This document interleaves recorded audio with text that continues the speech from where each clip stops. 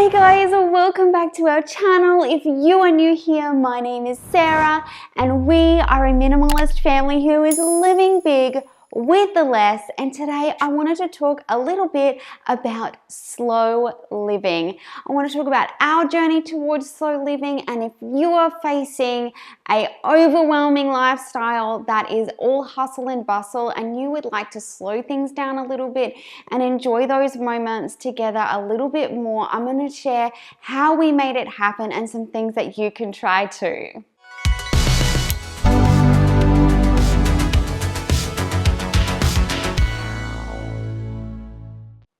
When I'm talking about slow living, I know that this lifestyle is not for everyone, and some people really thrive on having a lot going on and sort of structuring their life so that it's high energy a lot of the time. And if that is you, absolutely stay true to who you are. So I myself am an introvert, and I know that that has a lot to do with why I sought out slow living. I get really easily overwhelmed by high energy, high noise, oversensory situations, and so there was always this part of me that has leaned towards a slower, quieter life.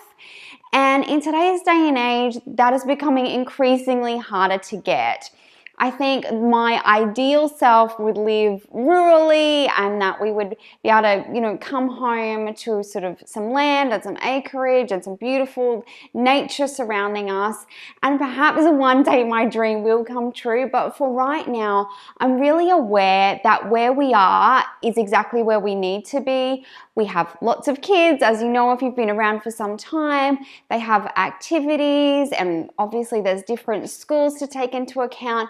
So what I have done over very much so the last 12 months is focus on intentionally slowing our life down and just being content with where we are, and making sure that when possible that we are taking that time to connect with each other and connect with nature. I am a perfectionist by nature, and so something that happened around our journey to slow living was me just letting go of some of those ideals that I thought were expectations placed on me, when really they were just expectations I was placing on myself. And as I started to let go of that perfectionism, that my kids didn't have to look absolutely perfect when we walk out the door, that it's okay if there's a little bit of mess, we can come back and clean up later. Of course, minimalism has been wonderful at keeping our house at a level that we can manage really quickly and easy, but definitely letting go of perfectionism was one of the biggest things that I'm still obviously currently working on with myself, and just letting those things go and focus on being present in the moment. So as I started to look at our life and those times that were really busy, I noticed that I can't control absolutely everything, but there were sections of time I could control. So if that is you, if you've got a really busy work week, or if you've got kids with a lot on, what I would encourage you to do first is look for those pockets of time where you can control them. That might simply be between after you've had dinner and when you go to bed, or perhaps there's some spots on the weekends and holidays that you can set aside for intentionally slowing down. So here are the things that we intentionally did when we made a decision as a family that we really wanted to slow down and just enjoy some less busyness and more slowness. So these are the things that we found really helped. Number one is to seek out nature, and I would way overcomplicate this previously, and I would pack us picnics and we would go up into the mountains, which is lovely, and I still encourage you to do that if that's what you enjoy, and it still is a beautiful slow time once we got there. But I also noticed that there was so much nature around us, even if it is taking off my shoes and going for a walk barefoot on our grass, or lying down and looking up at the clouds with my kids, or even on our 1 meter wide strip of grass at the back. Whether it's going for a walk and just noticing all the different birds and bugs and flowers that are constantly surrounding us. We actually live in a suburban estate, which has lots of housing, and some really good footpaths, but tucked behind our estate is what my kids like to call the secret creek, and just these little pockets of nature. As I myself have become more intentional noticing it, I've noticed them in so many places, whether it's a park inside a city or these cute little nature reserves that are sprinkled out across our suburbs. If you can find something where you can connect back to nature, turn off all that noise and just listen to those beautiful sounds around us, I find that so helpful. Number 2 is take time to do some slow cooking or slow baking. I myself am not a great cook. I've told you guys time and time again, I really don't like it. But I noticed that as I became more intentional about slowing things down, that I did enjoy doing some things like kneading bread or baking a cake. And it wasn't about perfection or even doing something that was really complicated or technically difficult, but more just that I enjoyed the process. Enjoying the process of cutting up a whole heap of vegetables for a lovely soup, putting on some calming music and just taking that time to absorb what you're doing. It's a great way to practice mindfulness because you're concentrating on something. It also is something we have to do anyway. And so as I just started to be intentional about when I was cooking, slowing and calming things down, even though it's something I have to do, I can then turn that into a really enjoyable experience.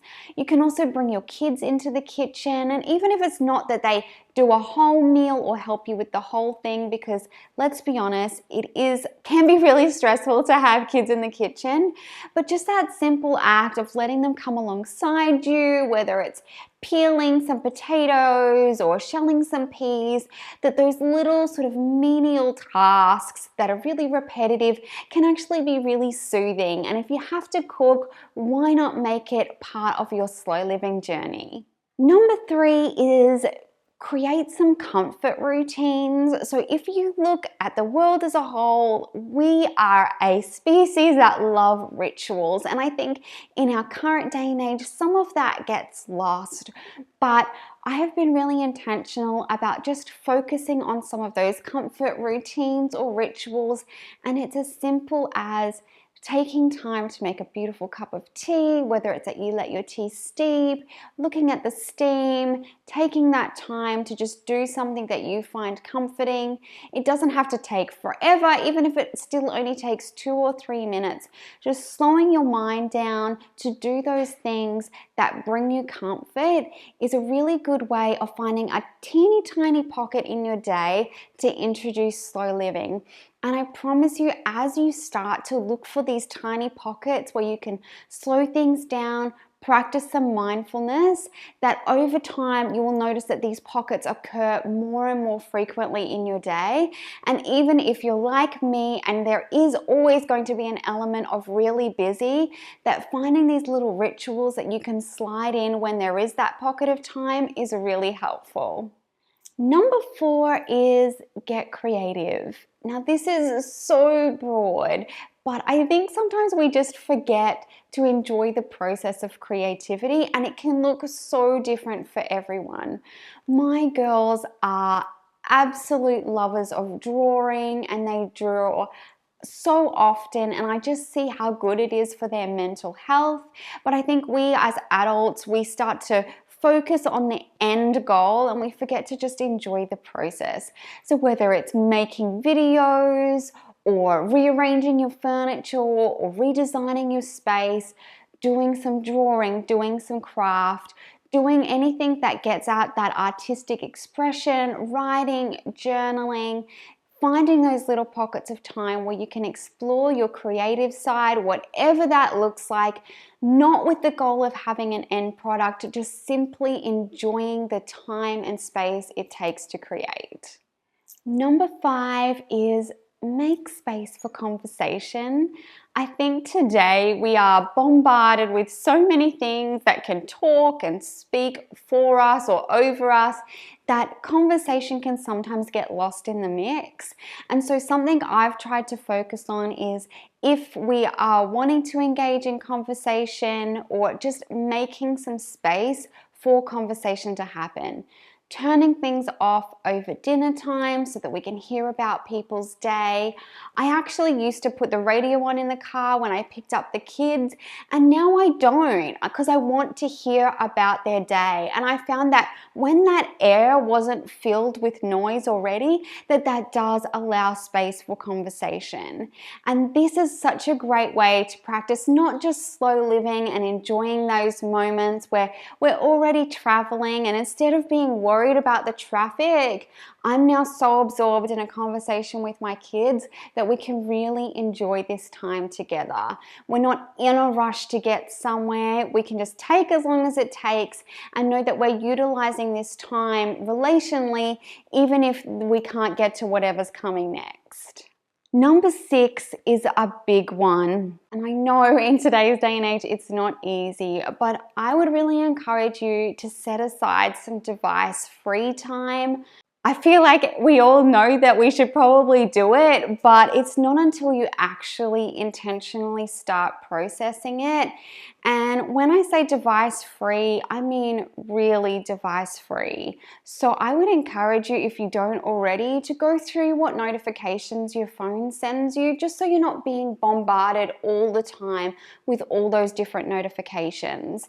Another thing you can do is not only turn your phone over or set it aside, but actually set it outside your arm's reach, or even better yet, outside your visual surrounds, so that you can't see or touch your phone at all. This allows your mind to let go of it completely. You're not wondering what's on it. You're not wondering who's calling or texting you. It's completely out of your mind, and you will be surprised, I guarantee you, what a huge change it makes just to actually remove it from your space altogether. I personally like to sleep without my phone even in the bedroom, and I found that has made such a big difference to my nighttime routine. I feel a lot calmer because I don't have it there. And don't get me wrong, I know everyone's needs are completely different, and so if you need your phone, if that is part of what you need, please, no judgment here, absolutely not. But if there is a pocket of time where you can let it go and give your mind a rest from what might be going on, because let's face it, our phones are like a mirror to the world outside. And so if you can put that away and just enjoy being and doing what you're doing right now, that is really, it's good for your soul, I guarantee it. My last tip for you is block time for nothing.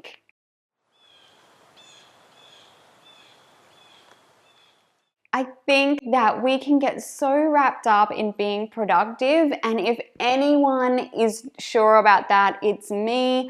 I love to be productive. I love to organize and plan out everything to the nth degree, but blocking time for nothing, make sure that you can enjoy your life, slowing things down, and enjoy your relationships. So some simple things that we have done for a long time is that wherever possible, we have tried to not allow our children to do extracurricular activities on the weekends. This just meant that we could set aside some time where we could be together as a family. We could go away or, go on a holiday for the weekend without actually having to disrupt an extracurricular activity. I know for everyone that's not possible, but it did work really well for us. And maybe for you, it's as simple as a night of the week. There's just one night where you block it free for absolutely nothing. Another thing that we have done over time to sort of block out these schedules is we block it out as family time or as couple time. So whether it's your date night that you set aside, it doesn't necessarily mean you have to go out and do everything and have all of these adventures. And there's definitely a space for that, but also just for allowing a little bit of boredom, a little bit of time for your mind to unwind, for your mind to wander, calendar without any outside noise is so good for your soul. It doesn't have to be the whole day. Perhaps it's just a few hours on a Saturday morning that you dedicate to just being together as a family with nothing on your agenda, with no place to be other than enjoying the surrounds around you, building your home and building your relationships. So guys, I hope that you guys have found this helpful. If you have some slow living tips, we would absolutely love to hear from you down in those comments. I love chatting with you down there. If you have any questions for me, please leave them down below. If you're new, we would love to have you subscribe and join our YouTube family. I am here for you every week, bringing you minimal and simple living content.